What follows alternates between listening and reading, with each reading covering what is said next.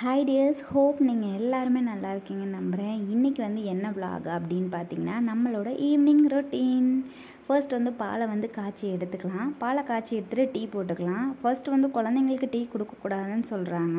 ஆனால் நம்ம வீட்டு பெரியவங்கலாம் குழந்தைங்களுக்கு டீயை கொடுத்து பழக்கிறதுனால எகெயின் பாலை பழக்கிறது ரொம்பவே கஷ்டமாக இருக்குது. அதே மாதிரி தான் என்னோடய ஃபர்ஸ்ட் பாப்பாவுக்கு நாங்கள் எவ்வளவோ வாட்டி பாலை கொடுத்து பார்க்குறோம். ஆனால் பால் குடிக்க மாட்டேங்கிறா. டீ தான் குடிக்கிறா. டீ குடிக்கிறது நல்லதா கெட்டதா அப்படிங்கிறத நீங்கள் சொல்லுங்கள். ஆனால் ஈவினிங் ஒரு டைம், மார்னிங் ஒரு டைம், 2 வாட்டி தான் குடிப்பா. அதுவுமே ஒரு கப்பில் ½ கப் தான் நான் கொடுக்குறேன். அது கரெக்டாக தப்பான்னு கூட தெரியல. ஆனால் அவள் விரும்பி குடிக்கிறா. தென் பார்த்திங்கன்னா எனக்கும் டீனா ரொம்பவே பிடிக்கும். காலையில் இப்போ டீ குடிக்கிறது கொஞ்சம் ஸ்டாப் பண்ணிவிட்டு நான் ஆம்லா ஜூஸ் எடுத்துகிட்ருக்கேன். அதனால் ஈவினிங் கரெக்டாக அந்த 4 o'clock ஆனால் டீ குடிக்கிற ஞாபகம் ஆட்டோமேட்டிக்காக வந்துடுது. டீ குடிக்கிற சுகம் இருக்கே, ஆஹா! அந்த டீயை பார்க்குறப்பயே அப்படியே கை தன்னைச்சால போயிடுது குடிக்கிறதுக்கு. எடுத்து குடிக்க எகெயின் பார்த்திங்கன்னா டீயெல்லாம் குடிச்சிட்டு ரெஃப்ரெஷ் ஆகலாம் அப்படின்னு சொல்லிட்டு ரெஃப்ரெஷ் ஆயாச்சு. டீ குடித்தாலே ஒரு புத்துணர்ச்சி தான். ரெஃப்ரெஷ் ஆன பிறகு பார்த்திங்கன்னா இந்த சைடு சின்ன பாப்பா, அந்த சைடு பெரிய பாப்பான்னு பூ கட்டவே விடலை. ஒரு வழியாக பூவெல்லாம் கட்டியாச்சு. பூவை கட்டி ஏன் நான் எப்போ பார்த்தாலும் பூ கட்டிகிட்டே இருக்கேன்னு பார்த்தீங்க அப்படின்னா, என்ன தான் இன்னொருத்தவங்க கட்டி விற்று அந்த பூவை வாங்கி வச்சாலும் நாம் மனசில் வேண்டிக்கிட்டு மனசில் எதையாவது ஒன்று நினச்சிட்டு அதை கட்டி சாமிக்கு வைக்கிறப்ப என்னமோ ஒரு திருப்தி, அது அப்படியே நிறைவேறுற மாதிரியே.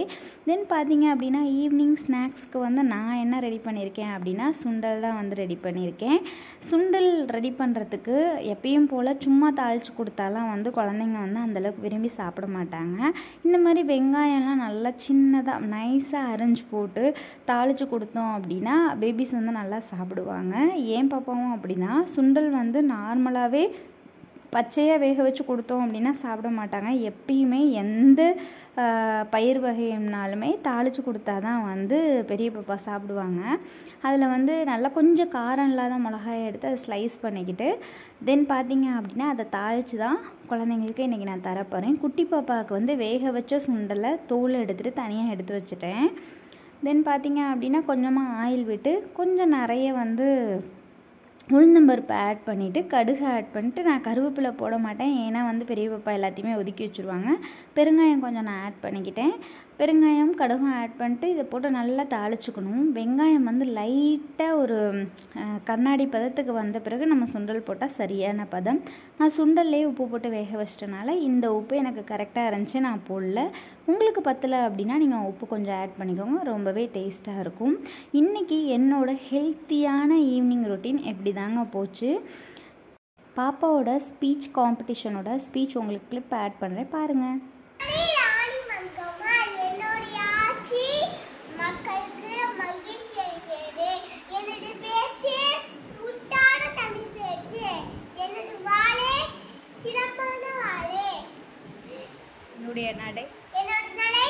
வீடியோ பிடிச்சா லைக், ஷேர் அண்ட் சப்ஸ்கிரைப் பண்ணுங்கள். தேங்க்யூ.